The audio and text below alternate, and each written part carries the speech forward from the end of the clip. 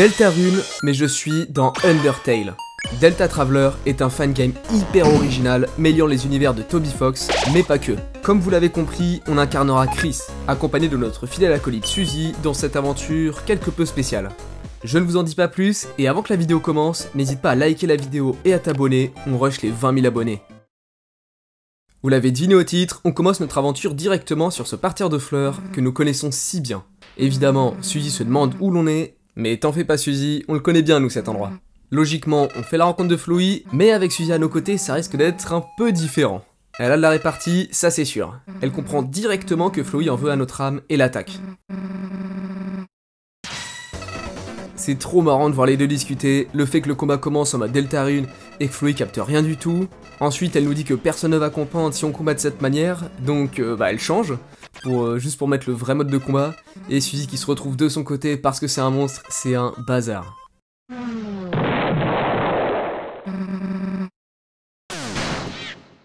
Toriel arrive donc et semble choquée de nous voir. Bon après c'est censé être notre maman donc bizarre. Elle s'en va donc avant même qu'on puisse lui parler. Forcément ça étonne Suzy qui pensait qu'elle serait un peu plus heureuse que ça de nous voir, donc question de la rattraper pour comprendre. Tous les puzzles sont faits, Toriel n'a sûrement pas eu le temps de les réinitialiser, donc on arrive rapidement au mannequin. C'est le bon moment pour vous parler de la petite nouveauté. Sur mon serveur Discord, je propose aux membres de voter pour la route pacifiste ou la route génocide. Et ici la majorité a voté pour la pacifiste, donc let's go. On épargne le mannequin et on retrouve Toriel en larmes, s'excusant de ne pas avoir pu retenir ses émotions. Elle semble nous confondre avec quelqu'un d'autre, probablement Kara, puisqu'elle dit qu'elle est partie bien trop tôt. Suzy évoque alors notre nom, ce qui fait bien comprendre à Toriel qu'elle est complètement à côté de la plaque. Elle se rend alors compte qu'effectivement ce n'était pas possible car il n'aurait pas survécu si longtemps, mais elle nous fait quand même un câlin. On lui apprend donc que Chris est son enfant, qu'on connaît son nom de famille et qu'elle est enseignante, ce à quoi elle nous répond qu'elle n'est malheureusement pas la Toriel qu'on connaît, mais qu'elle est la gardienne des ruines. Incompréhension générale, jusqu'à ce que nos protagonistes se mettent d'accord sur le fait qu'on vienne d'un autre monde. Bon, ils ont pas l'air plus choqués que ça, mais j'imagine qu'ils ont fini par prendre l'habitude des trucs étranges. Toriel nous conseille donc d'aller à la rencontre de la scientifique royale Alphys, qu'on rencontrera à Outland. Ce qui est plutôt loin, mais elle sait qu'on s'en sortira.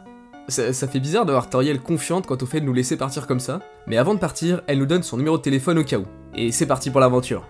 Suzy nous rappelle qu'on peut courir pour aller plus vite. Effectivement, Frisk ne sait visiblement pas le faire, mais Chris lui en est capable, donc profitons-en. On récupère un seul bonbon monstre, au cas où ça fait foirer la pacifiste. Alors oui, ça peut paraître idiot, mais je veux pas prendre de risques. On se fait courser par un frogide que j'esquive, mais finalement je reviens pour pouvoir l'épargner. Visiblement, les rencontres se feront à la manière de Deltarune. C'est-à-dire qu'on verra les sprites des monstres cherchant à nous attaquer, et petit bonus, on pourra même parfois leur parler. Après quelques salles traversées, Toriel nous appelle pour savoir comme d'habitude si nous préférons le caramel ou la cannelle. Ce à quoi je réponds le caramel. Toriel demande aussi à Suzy ses préférences, mais sans craie ou escargot, elle choisit la cannelle. On rencontre deux frogites, qu'on épargne tranquillement tous les deux après les avoir complimentés. On traverse ma salle préférée, et on se retrouve à l'énigme des 3 cailloux. Alors je sais maintenant qu'il faut simplement bouger celui du bas, celui qui nous troll, mais là il ne veut pas. Ça énerve Suzy qui le balance sur l'interrupteur. Bon bah c'est ouvert, on épargne les 3 sortes de sangsues qui nous bloquent la route, et nous voilà devant Napsta, qui fait semblant de dormir. Bon, ça marche pas avec nous, on le crame direct et il nous laisse gentiment passer. On n'a pas assez d'argent pour acheter du huile, alors on continue. On épargne les monstres que l'on rencontre, on discute avec eux, on résout les énigmes, et après de longs efforts pour survivre, on arrive proche de chez Toriel. On passe récupérer juste avant le couteau en plastique, même si on l'utilisera pas, il pourra toujours nous être utile. Et c'est quoi ce bordel? Qu'est-ce que Ralsei fout là? Et pourquoi il fume? Il vient de disparaître? Ok, faisons comme si cette scène n'avait jamais existé, et avançons. On retrouve Toriel qui est ravi de nous voir sains et saufs, et qui a une surprise pour nous. Une fois à l'intérieur, Toriel nous accompagne jusqu'à, vous l'aurez deviné, notre nouvelle chambre. Alors oui, comme le fait remarquer Suzy, bah on reste pas quoi, c'est elle-même qui nous a dit d'aller voir Alphys. Mais tout va bien, elle nous propose du coup de simplement nous reposer, et qu'elle transformera ensuite cette chambre en salle d'invité. Allez hop, au dodo.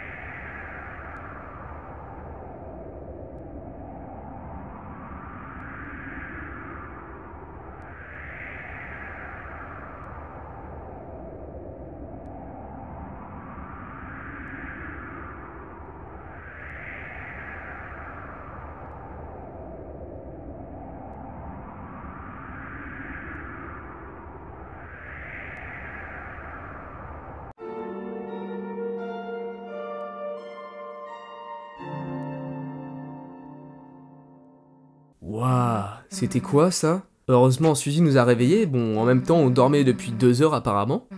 Mais trop bizarre. La tarte a refroidi, du coup elle a quasi tout mangé, et il nous reste juste une part qu'on va garder précieusement. Avant de continuer notre aventure et de quitter les ruines, je vais voir Toriel pour lui annoncer quand même. Elle nous propose alors sans grande conviction de retourner sur le parterre de fleurs là où on est tombé, mais c'est comme on veut, car elle ne veut pas non plus trop nous faire marcher. Ah là là, fallait pas me dire ça Toriel.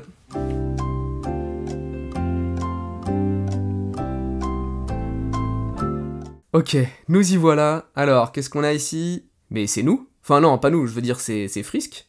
Rien à faire de plus, il est endormi. Bon, c'est dommage, mais partons. Nous voilà devant la porte qui mène à la sortie des ruines. Toriel nous met évidemment en garde contre les monstres, et surtout contre Asgore. Mais pas de panique, on va s'en sortir, c'est promis. Elle n'a pas l'air convaincue et part quasiment en larmes. Bon, allons quand même voir ce qu'il en est à l'étage. Impossible de la trouver, jusqu'à ce que j'examine cette porte fermée derrière laquelle on entend les pleurs. On va pas pouvoir faire grand chose de plus a priori. Partons. Ah, te revoilà toi. Let's go, merci Suzy pour le coup de main, on va la détruire. Non, on va l'épargner, c'est vrai.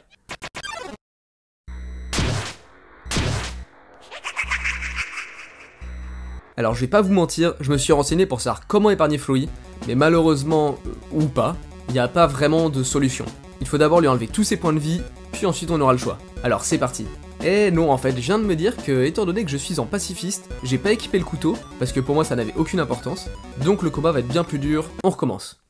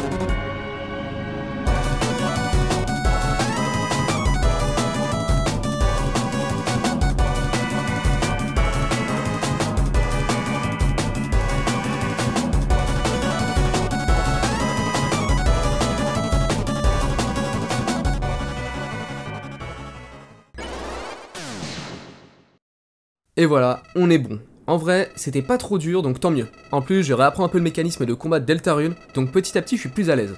Flowey admet qu'il nous a sous-estimés, qu'on est différents, et c'est pour ça qu'on a réussi à l'affaiblir. Il nous demande alors de le faire, de le tuer. Non, on va t'épargner, Flowey. Ah, il veut vraiment pas, hein, il nous demande de le tuer. Que j'ai tout entendu, que dans un autre monde elle avait des enfants, j'ai tout compris. Que peut-être si je prenais ton âme, je pourrais explorer d'autres mondes à ta place. Je pourrais les revoir, mais de qui il parle? Qu'est-ce qu'il raconte? Tu leur ressembles tellement, tu sais. C'est comme ça que je me suis dit que ton frère...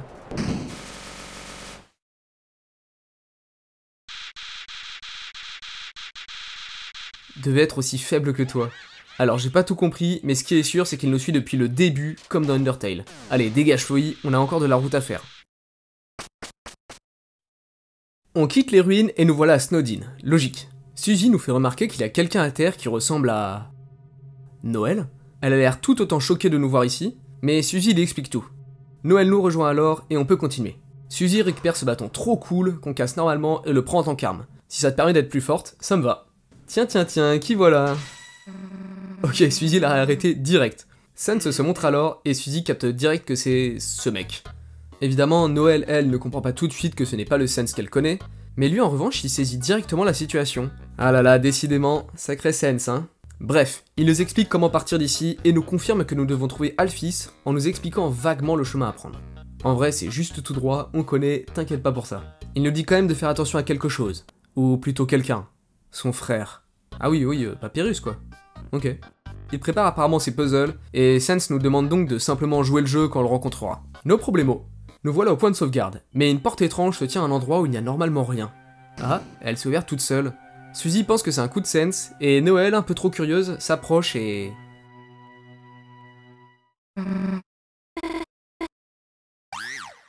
et tombe. Sans aucune hésitation, on saute pour la rejoindre.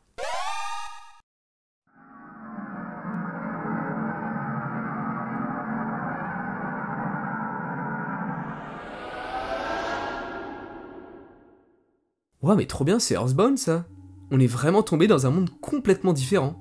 Moi qui pensais que ce serait que dans le monde d'Undertale, visiblement, on n'est pas au bout de nos surprises. Bon, par contre, effectivement, il n'y a plus la porte grise. Suzy et Noël se sentent bizarres, et la bague de Noël commence à briller. Une aura rouge nous entoure aussi alors, et on peut visiblement utiliser la magie.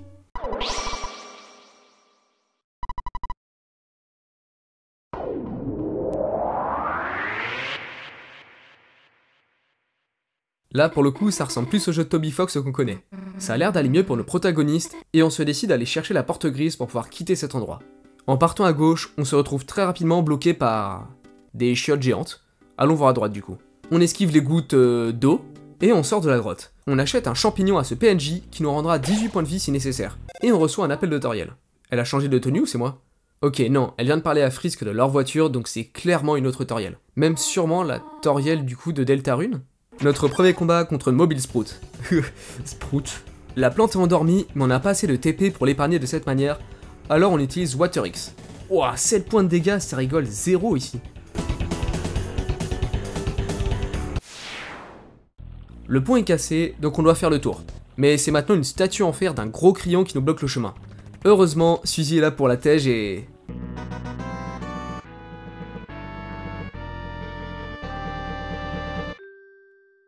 Un photographe tombe du ciel pour nous prendre en photo. Ok. Et derrière, il repart, sans nous laisser voir la photo. Merci, enfin, je suppose. Cette zone est une grande plaine montagneuse. Il est assez facile de s'y perdre et il y a beaucoup de monstres. Donc j'y ai passé pas mal de temps.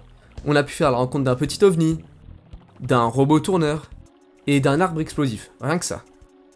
Sense est évidemment là, ça étonne Suzy, mais moi pas du tout. Mais il est ici en tant que vendeur. C'est marrant de le voir faire quelque chose d'utile. Il vend des armes, mais ça m'intéresse pas, je suis en pacifiste. Mais aussi des armures. Donc on prend 2 chapeaux, car Noël n'en tirait pas beaucoup de bénéfices. Et c'est tout.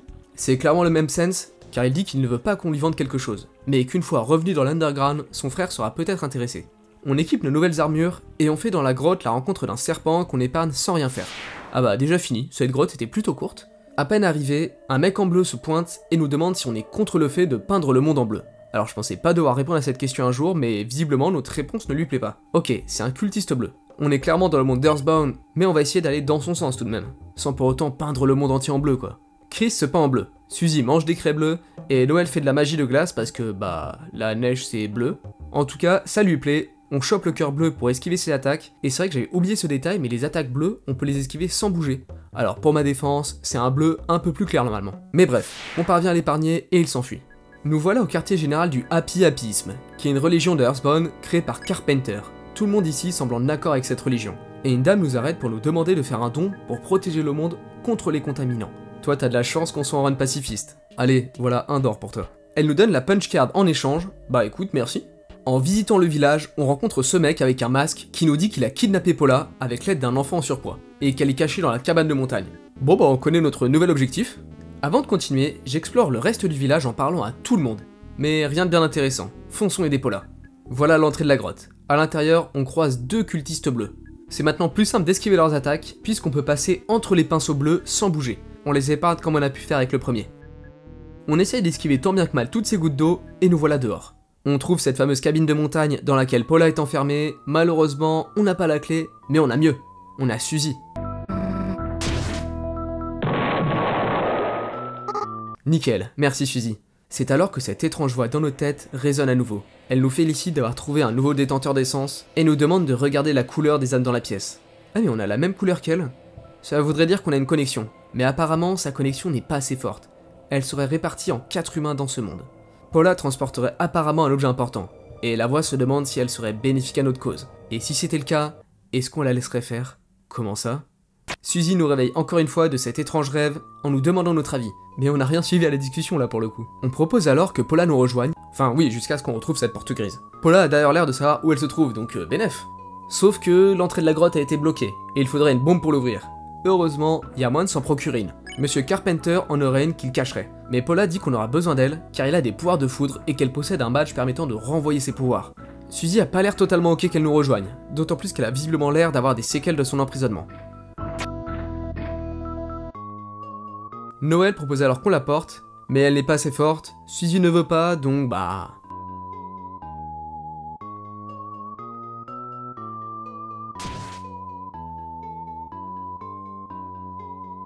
Allez, let's go, on va récupérer cette bombe et rentrer chez nous. En sortant de la maison, on se retrouve nez à nez avec des membres du culte bleu, ainsi qu'un gosse qui nous traite de loser.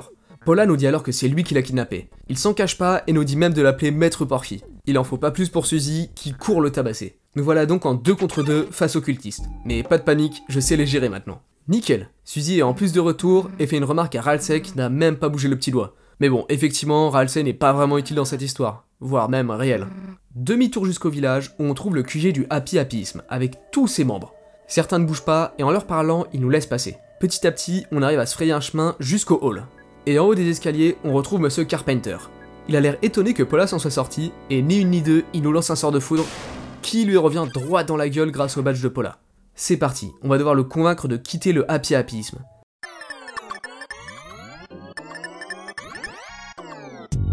Ses attaques sont semblables à celles des membres du culte, simplement un peu plus complexes.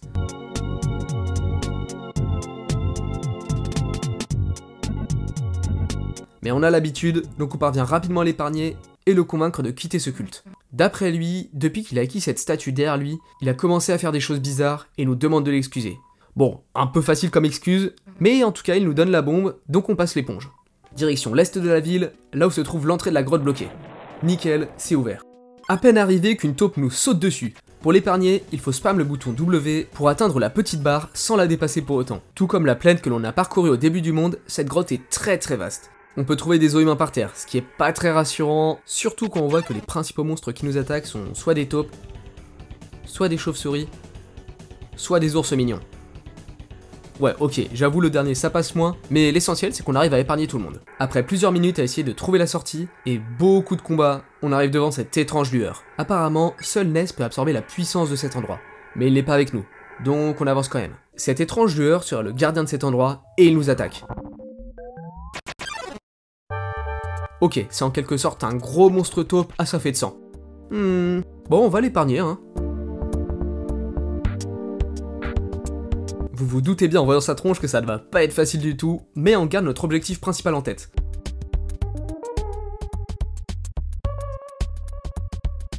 Après un combat relativement compliqué, on parvient tout de même à l'épargner et il nous remercie de l'avoir apaisé. Il comprend qu'on est là indépendamment de notre volonté et nous laisse donc passer. Bon, pas si méchant que ça le bouc finalement, non? Non? Ah, enfin l'air libre. Suzy nous fait remarquer qu'il y a comme une sorte de musique dans l'air.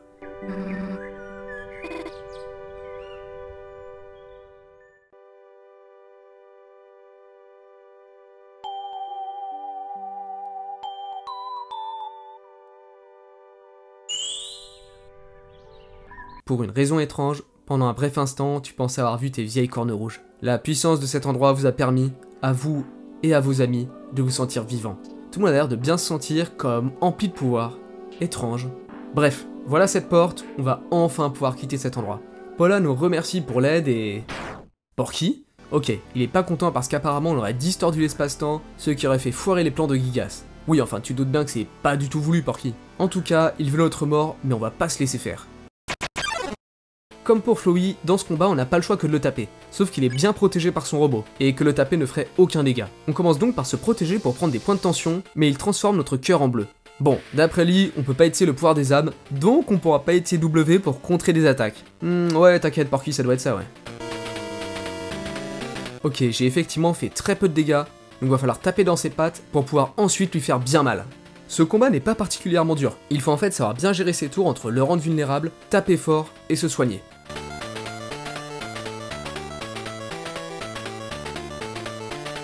L'attaque de glace de Paula est surpuissante et nous aide bien. Les attaques de Porky sont parfois bien galères à esquiver, mais ne font heureusement pas énormément de dégâts.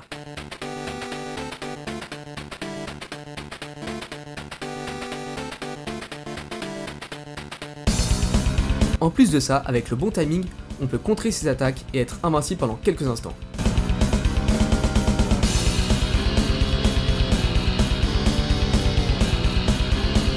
Après quasiment 10 minutes de combat, on parvient à le mettre à 0 point de vie, et son robot tombe à terre. Un seul coup, et il explose.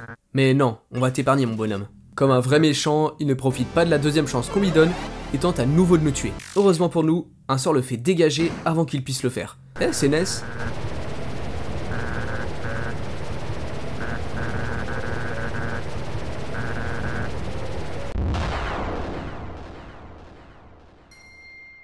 Ok, j'ai eu peur, j'ai cru qu'il avait tué Porky, mais il s'est juste envolé vers d'autres cieux. Apparemment, Ness cherchait Paula, donc tant mieux. Il nous remercie de l'aide qu'on a pu apporter, car il peut maintenant absorber l'énergie de cet endroit. Ness et Paula nous quittent, partant pour leur aventure, et nous on emprunte enfin cette porte grise.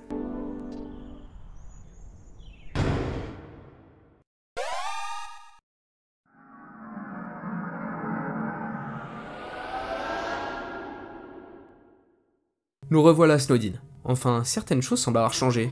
Les arbres ont l'air morts, et le sol est tiède. Effectivement, c'est étrange. Et peut-être qu'Alphys, enfin en tout cas le scientifique royal, est toujours dans ce monde. Au nord, on trouve une canne à pêche cassée avec un vieux mot dessus. Apparemment, les monstres que l'on trouve dans ces bois sont ultra féroces et ne cherchent qu'à tuer. Ce qui serait bien différent des monstres que l'on trouvait il y a des centaines d'années. On va peut-être devoir faire plus attention que prévu. Oh, Papyrus. Il dit ne pas nous reconnaître. Ok, logique. Sauf Noël. Il se fera appeler le Grand Papyrus, le tueur le plus intelligent de l'Underground. Ouais, ça doit être ça, Papyrus, hein. On te connaît, tu pourrais même pas tuer une personne. Comme le dit si bien Suzy, continue ce que tu fais, nous on va à Outland. Hein? Qu'est pas ça? Moi? Ouais, le gamin en vert? Bah quoi? Il a l'air de nous connaître quand même, mais il veut checker ses archives.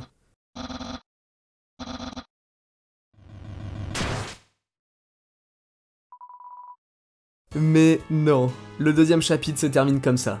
Bon, le jeu est toujours en développement, mais c'était déjà incroyable. Le mélange des univers est parfait, et je pense qu'on n'est pas au bout de nos surprises. Si jamais vous voulez tester le jeu de votre côté, je vous mets le lien en description. Et comme d'habitude, n'hésitez pas à vous abonner et à liker la vidéo si elle vous a plu. Suivez-moi aussi sur Twitter, sur Twitch et le serveur Discord pour être au courant de tout. Merci beaucoup pour votre soutien, ça fait super plaisir et ciao tout le monde.